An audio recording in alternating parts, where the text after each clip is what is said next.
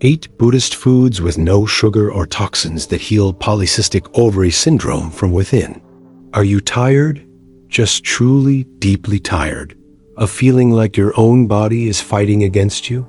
Are you exhausted by the daily battle with relentless, overwhelming sugar cravings that feel impossible to control? The stubborn weight that clings to you, especially around your middle, no matter how little you eat or how much you try to exercise. Are you weary of seeing the painful, cystic acne flare up, making you want to hide your face? Or dealing with the confusing and heartbreaking loss of hair where you want it and the growth of it where you don't? Have you felt that sinking feeling of despair, the emotional roller coaster of anxiety, depression, and frustration that comes with polycystic ovary syndrome, feeling dismissed by doctors or told to just lose weight as if it were that simple? Do you feel trapped in this endless cycle of symptoms, searching desperately for a path to healing that feels pure, gentle, sustainable, and truly nourishing? Not like another punishment? The good news, the truly wonderful news, is that the path to reclaiming your hormonal balance, your energy, and your inner peace does not have to be a complicated, brutal fight. There is ancient wisdom, a path inspired by the profound simplicity, mindfulness, and compassion of Buddhist practices that holds the keys to nourishing your body in a way that calms the roaring fire of inflammation, naturally balances your hormones, and stops these painful cycles right where they start. This wisdom teaches us to heal with purity, with foods free from the toxins and sugars that have been aggravating your system. In today's video, we are going to dive very deep into 8 Buddhist-inspired foods. Foods that are pure, simple, and free from the processed sugars and toxins that are known to worsen polycystic ovary syndrome. And we will explore how they are designed to heal your body from the very inside out. So I ask you to stay with me, to give yourself this time, because you truly do not want to miss these life-changing insights. This journey goes far beyond just a simple diet plan. This is about finding a new relationship with your body, one of compassion, understanding, and true, lasting wellness. Before we begin this journey together, I would love to know where you are joining me from today. Please drop a comment below and feel free to share any part of your own story that you feel comfortable with, or perhaps just a word about how you are feeling right now. This is a safe space. And if you are seeking a community, a place of genuine support and real guidance on this path, please don't forget to hit that subscribe button and be sure to turn on the notifications so you never miss a health-boosting, spirit-lifting tip from us here at Sacred Women's Health. First, let's talk about the foundation of this struggle, why this inflammation is happening, and why this ancient, mindful approach is so profoundly different from anything else you may have tried. We must first create a new understanding, a compassionate context for your pain. Polycystic ovary syndrome is so often misunderstood, even by those who diagnose it. It is not just a problem with your ovaries. It is a systemic, body-wide metabolic and hormonal storm. The modern world, with its pace, its stress, and especially its food supply, acts like gasoline on that fire. The processed foods, the hidden sugars in everything from sauces to bread, the chemical toxins in our environment, they disrupt our body's most delicate communicator, our insulin. This disruption, this constant demand for insulin, leads to what is called insulin resistance. And this is the root. When your cells become numb to insulin, your body screams louder, producing more and more of it. This flood of insulin is what tells the ovaries to produce more androgens, those male hormones that are the direct cause of so many of the most painful polycystic ovary syndrome symptoms. This creates a cascade of inflammation, fatigue, anxiety, and cravings. And the cycle repeats, gaining strength, leaving you feeling defeated. And I need you to hear this, to let it sink deep into your heart. This is not your fault. You did not cause this. You are not weak because you crave sugar. Your body is in a metabolic crisis, sending desperate signals for energy because of that insulin resistance. You are not lazy because you are exhausted. Your entire system is fighting a draining, invisible battle against inflammation every single day. And you are so far from being alone in this. Millions upon millions of women are walking this exact same path right now, feeling the same confusion, the same isolation, the same frustration. We are taught by our culture to fight our bodies, to restrict, to punish, to go to war with ourselves. But the Buddhist approach, the wisdom of the monks, teaches the exact opposite. It teaches radical compassion. It teaches mindfulness, simplicity, and non-harm. It teaches us to listen to the body's whispers before they become screams, not to try and silence them. We are shifting our entire mindset, moving away from a state of war against our polycystic ovary syndrome and toward a state of peace, nourishment, and profound self-acceptance. We are preparing to offer your body the pure, simple, healing foods it has been crying out for. The very first food we turn to in this practice of compassionate healing is one of humble, grounding power, the mung bean. In many Eastern traditions, and particularly in monastic life, mung beans are cherished for their purifying, gentle, and grounding properties. You might have seen them and passed them by, thinking them simple, but their power for polycystic ovary syndrome is extraordinary. How does this simple, humble bean, one you might have overlooked 100 times, hold such power against the complexity of polycystic ovary syndrome? It works on the most fundamental level. Polycystic ovary syndrome, at its heart, is so often a story of metabolic dysregulation, a story of insulin. Mung beans are incredibly nutrient-dense, packed with a gentle, profound combination of plant-based protein and, most importantly, soluble fiber. This fiber is a gift to your body. It doesn't rush. It moves through your digestive system slowly, and as it does, it slows down the absorption of any sugars into your bloodstream. This means you are preventing those sharp, chaotic spikes in blood sugar that demand a flood of insulin. And when insulin is calm, your ovaries are calmer. They are not being shouted at to produce excess androgens. This is how we begin to quiet the hormonal storm. But it's more than that. In Buddhist tradition, food should be easy on the body. It should not be a burden. Mung beans are famously easy to digest. When your body is already fighting inflammation, the last thing it needs is a food that is difficult to process. They are cooling, they are purifying, and they gently help the gut heal, which is a sanctuary where so much of your hormonal health is decided. But can a simple bean, a food so basic, really make a difference against such a strong and entrenched hormonal condition? Yes, profoundly and absolutely. Because true, deep healing for polycystic ovary syndrome doesn't start with complicated, expensive formulas or extreme deprivation. It starts with stabilizing your foundation. Stabilizing your blood sugar is the single most important, non-negotiable step you can take, and mung beans are a perfect, compassionate food for this exact job. They build you up without stressing your system. So how do you bring them into your life? The application is beautifully simple. You can make a traditional khichdi, which is a deeply warming and cleansing stew made with mung beans.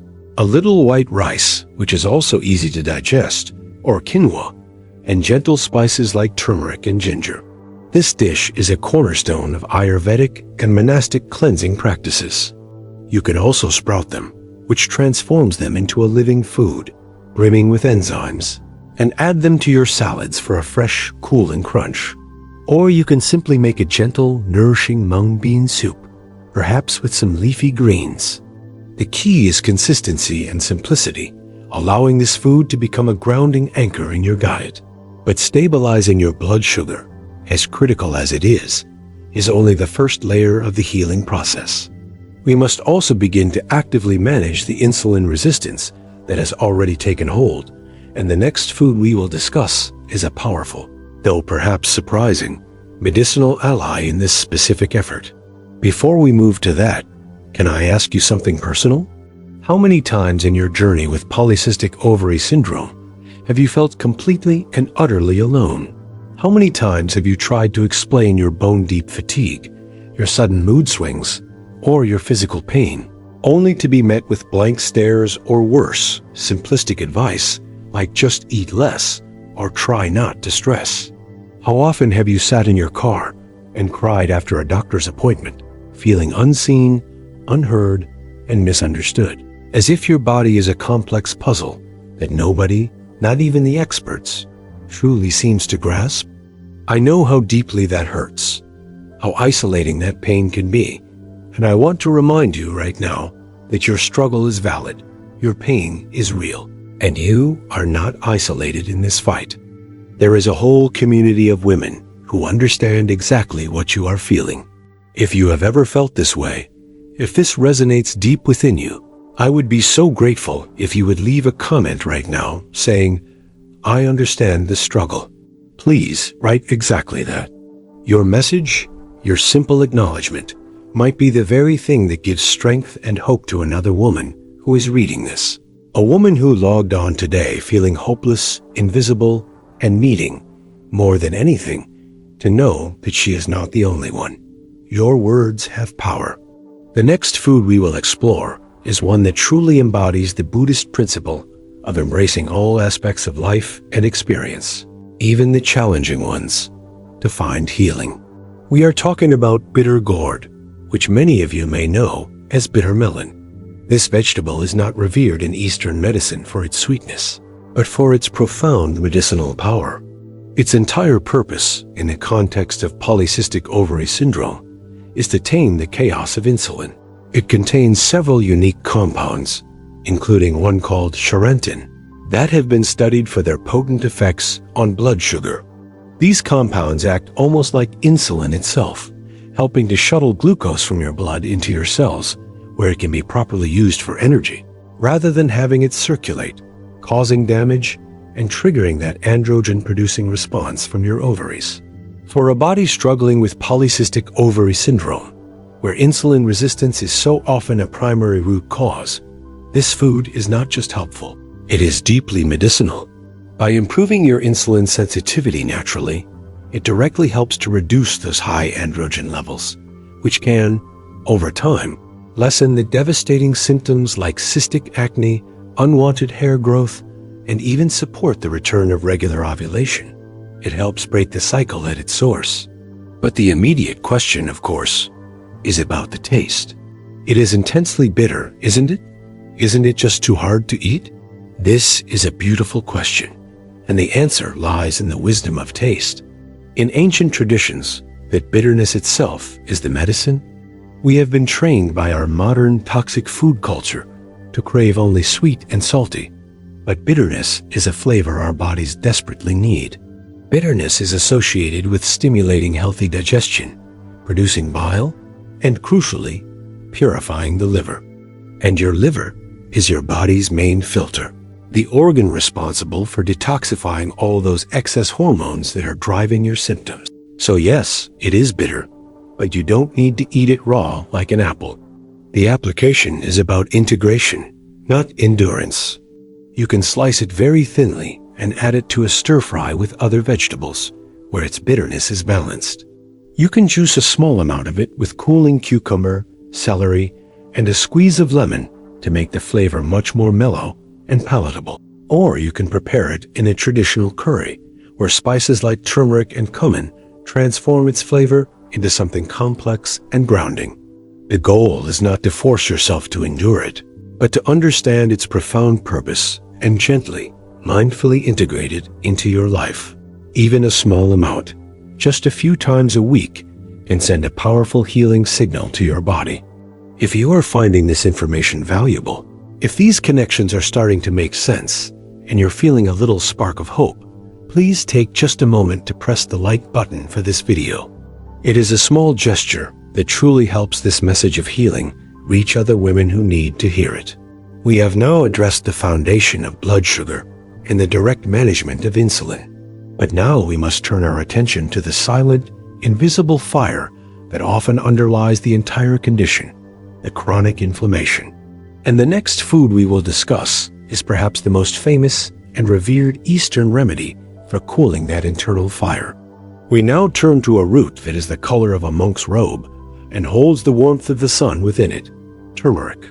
This is not just a simple kitchen spice. In the wisdom traditions of the East, this is a profound anti-inflammatory pharmacy, a gift from the earth. Polycystic ovary syndrome is, at its very core, an inflammatory state. This chronic, low-grade inflammation is what disrupts ovulation.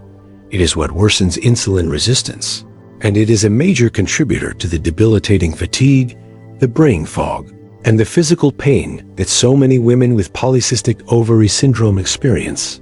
The active magical compound in turmeric is called curcumin, and it is one of the most powerful, well-studied natural anti-inflammatories ever discovered.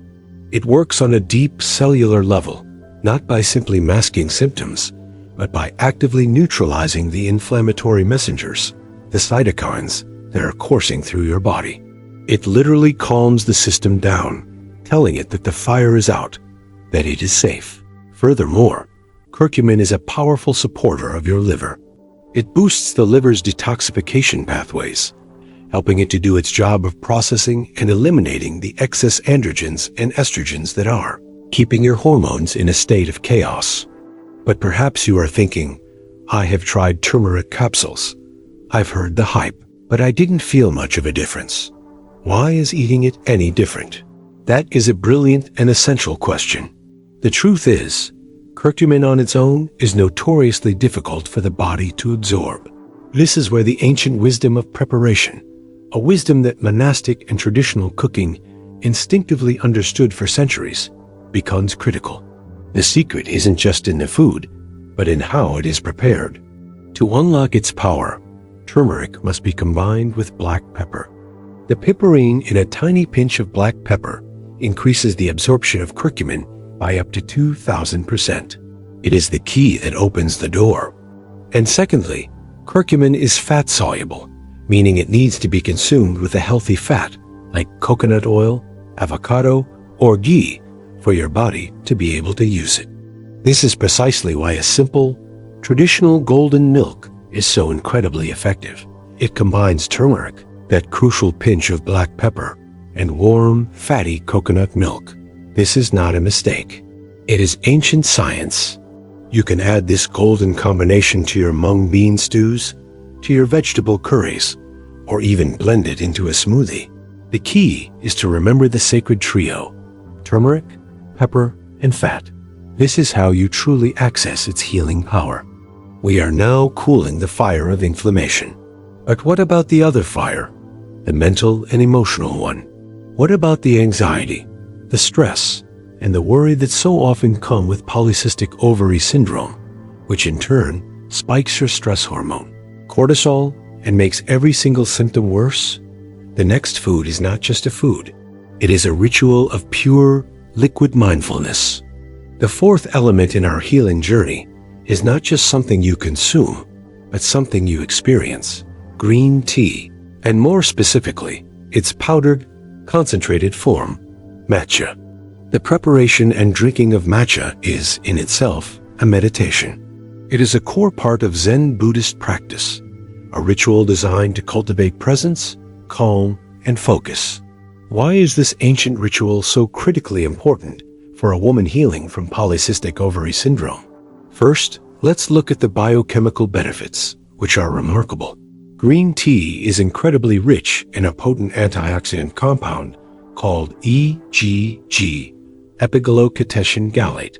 This compound has been studied extensively and shown to be a powerful ally for polycystic ovary syndrome.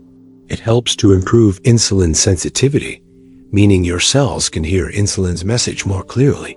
And it has been shown to help lower those circulating androgen levels that cause so many issues. It provides a gentle, stable, clean energy, a stark contrast to the jarring, adrenal-stressing spike and crash that comes from coffee, which can be absolutely disastrous for already stressed adrenal glands. But perhaps the most profound benefit, the one most aligned with Buddhist wisdom, is that green tea contains a unique amino acid called L-theanine. L-theanine is nature's antidote to stress. It works synergistically with the caffeine in the tea to promote a state of calm, focused alertness. It quiets the mental chatter, it soothes anxiety, and it helps you feel grounded and centered. But I know the question that arises: doesn't tea have caffeine? I was told to avoid all caffeine with polycystic ovary syndrome. This is where the wisdom of nature's perfect design truly shines. Yes, it contains caffeine, but the L-theanine in the tea balances it. It changes its entire effect on your body. Instead of that nervous, jittery, anxious spike you get from coffee, the L-theanine creates a gentle, sustained, focused energy. This is precisely why monks in Japan have used it for centuries to stay awake and alert, yet perfectly calm during long hours of meditation. For a woman with polycystic ovary syndrome, whose anxiety and high cortisol levels are active triggers for her symptoms, switching from a morning coffee-fueled stress fest to a mindful matcha ritual can fundamentally shift your entire body's stress response. And when you calm your stress response, you calm your adrenal glands, which in turn helps to balance your entire hormonal cascade. The application here is the ritual. Instead of rushing your morning cup, take 3 minutes for yourself. Sift the vibrant green powder into a bowl. Add hot, but not boiling, water. Take a simple bamboo whisk and mindfully froth the tea, watching the color bloom and the foam form. Inhale the fresh, grassy, sweet scent. Sip it slowly, without your phone, without distraction. This simple, mindful act is a powerful message to your nervous system.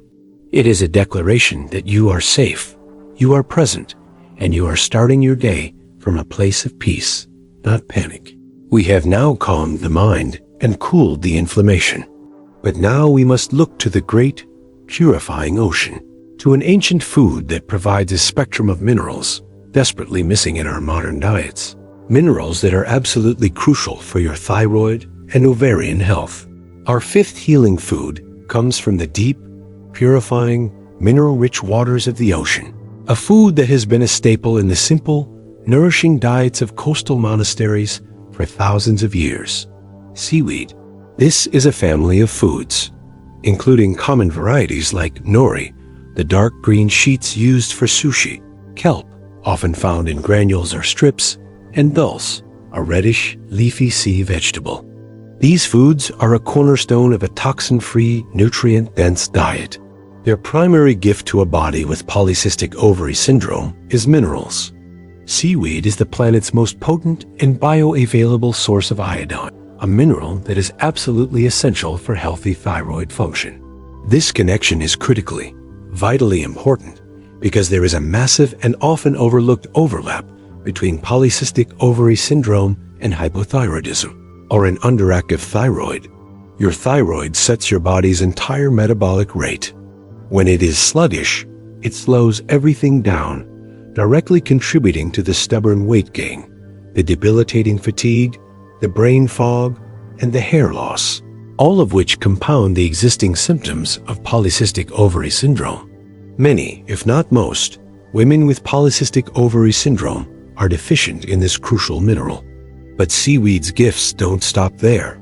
It provides a whole, beautiful spectrum of other minerals, like magnesium, which is nature's tranquilizer, vital for calming the nervous system, reducing anxiety, and easing muscle cramps. It provides potassium, which helps to balance the sodium in our diet and reduce the painful water retention and bloating that is so common and uncomfortable. In traditional medicine, seaweed is a yin food, meaning it is cooling, hydrating, and moistening for the body, balancing the fiery nature of inflammation. But I can hear the concern, as this is a common one. I am scared of iodine. I have heard that too much can be bad for you, especially for the thyroid. This is a very valid and intelligent concern, as our modern world often swings between deficiency and toxic excess. The wisdom here, as in all Buddhist practice, is in balance, in the middle way. We are not, under any circumstances, talking about taking high-dose, isolated iodine pills, which can be harmful. We are talking about food.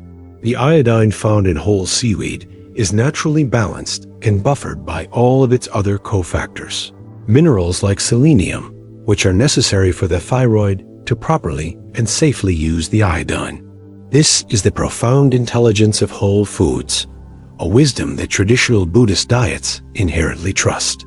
It is about gentle, consistent nourishment, not harsh, isolated supplementation. The application is wonderfully easy. You can use sheets of nori to wrap up vegetables or a small portion of quinoa. You can buy kelp granules, which come in a shaker, and use them as a mineral-rich salt substitute, sprinkling them onto your soups, salads, or steamed vegetables. You can add a single strip of kombu, which is a type of kelp, to the pot when you cook your mung beans. It magically makes the beans more digestible and infuses the entire broth with its minerals. This is about remineralizing your body gently, bringing back the ancient oceanic balance it has been missing for so long. We have now nourished the thyroid and remineralized the system, but we must also actively support the body's primary detoxification pathway, the liver, which is often completely overwhelmed by the hormonal burden of polycystic ovary syndrome. The next food we will discuss is its greatest, most powerful ally. The sixth food on our healing path is not one single item, but a whole, powerful family. A family of vegetables that is celebrated in traditional cultures for its hearty, purifying, and resilient nature, the cruciferous vegetables. This means broccoli, cabbage, cauliflower, kale, Brussels sprouts, and bok choy. In a life of simplicity, such as in a monastery, every food must have a distinct and powerful purpose. The undeniable purpose of these specific vegetables is detoxification. They are uniquely rich in a spectrum of compounds, particularly one called D-indolyl methane, or DIM, which is formed upon digestion. This compound has a remarkable ability. It directly supports the liver's ability to properly metabolize and excrete excess and toxic estrogens. This is essential because many women with polycystic ovary syndrome also suffer from a condition known as estrogen dominance, where the delicate balance of estrogen to progesterone is severely off, leading to terribly heavy, painful, clotted periods, severe PMS, breast tenderness, and volatile mood swings. These amazing vegetables essentially help your body take out the trash.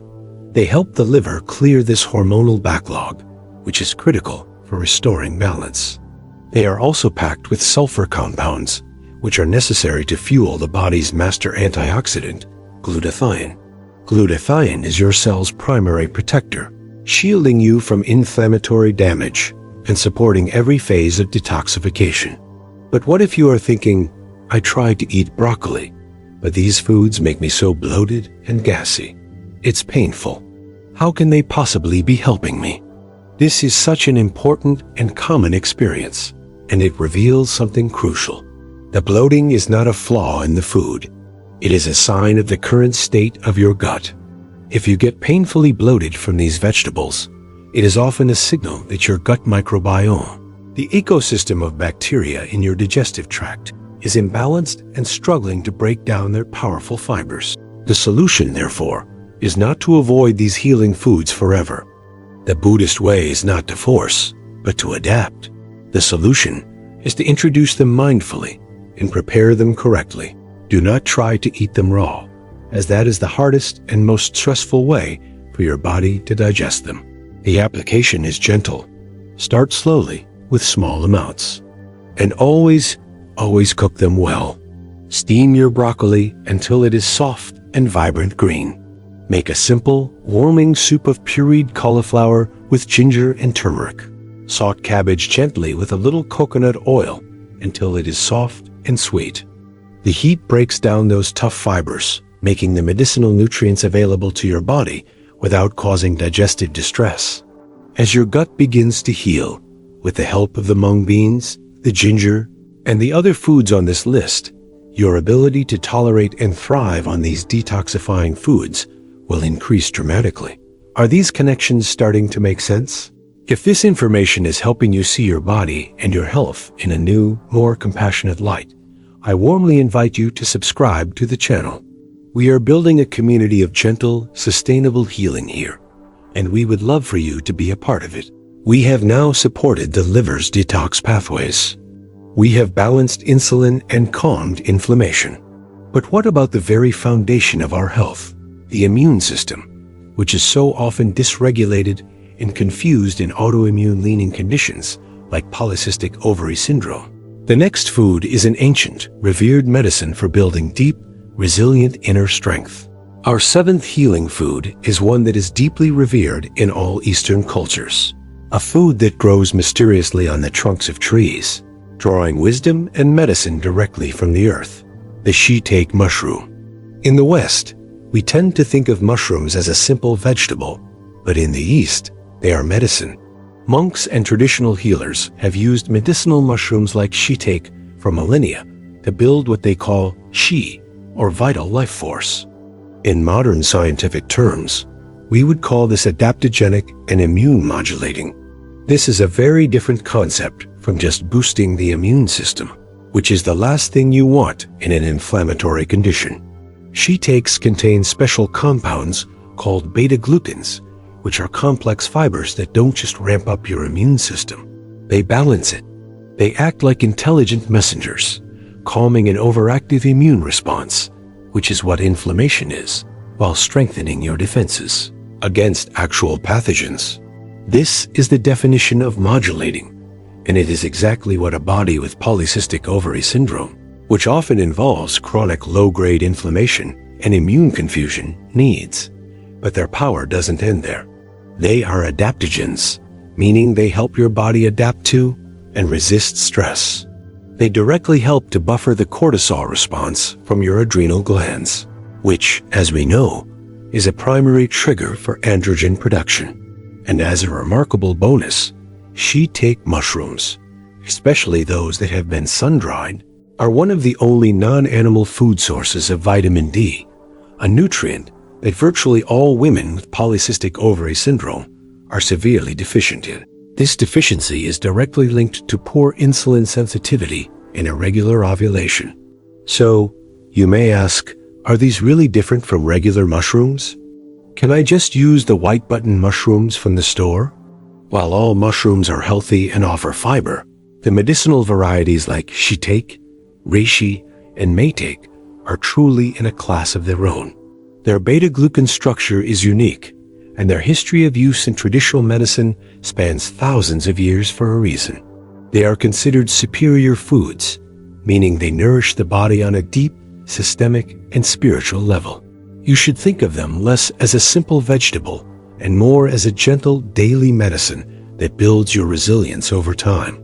And the most beautiful part is that, unlike many medicines, they are absolutely delicious. You do not need strange, expensive powders. The application is a joy. Simply slice fresh shiitakes and add them to a stir-fry with your bitter gourd and broccoli.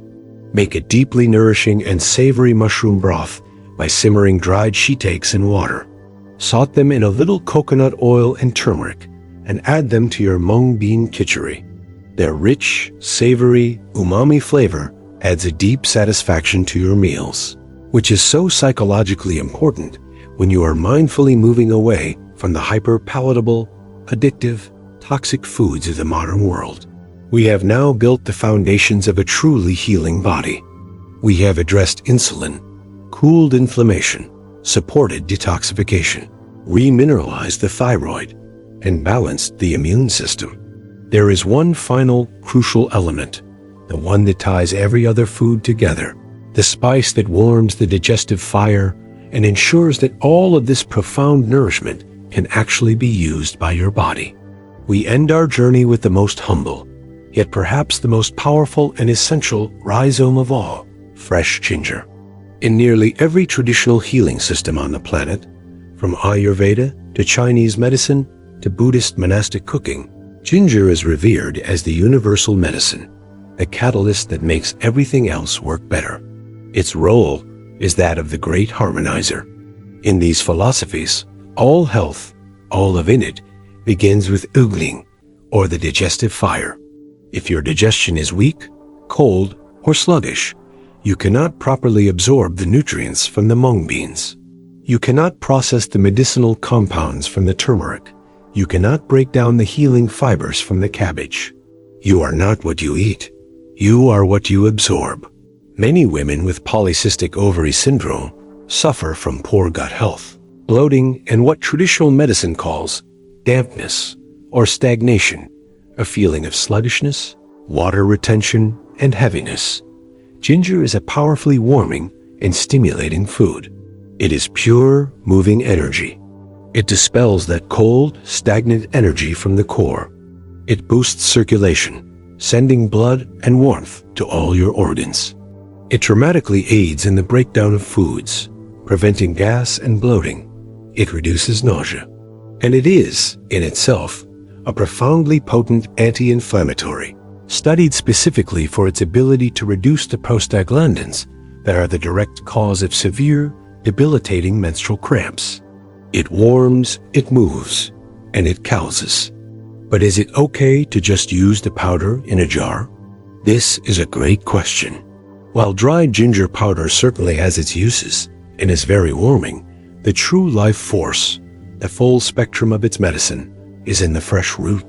The volatile essential oils and active compounds, like gingerol, are most vibrant, most potent, and most alive when it is fresh. The very act of slicing or grating, the fresh root releases its aromatic medicine into the air and into your food. It is about connecting with the whole living food, not a processed powder. The application is the easiest and most versatile of all. This is the food that should become your daily companion.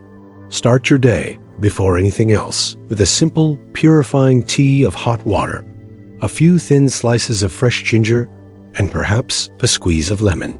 This gently wakes up your entire digestive system. Add freshly grated ginger to everything, to your stir fries, to your soups, to your golden milk, to your salad dressings. Chew a single paper-thin slice of ginger just before a meal to activate your digestive enzymes. Ginger is the ultimate harmonizer. It is the generous friend that ensures all the healing foods we have discussed today are not just eaten, but are fully, joyfully received, assimilated, and used by your body to heal. If you have made it this far, if you have stayed with me on this entire journey, it means something profound. It means you are truly deeply searching for answers, for relief, and for a sense of hope that perhaps you thought was lost. It shows your powerful, beautiful commitment to your own healing, and that is the most important step of all. This channel, Sacred Women's Health, was created for this exact purpose: to be a soft place to land, to be a safe space to help you understand your body, not as a broken machine that needs to be fixed, but as an intelligent, miraculous system that is simply asking for the right kind of support.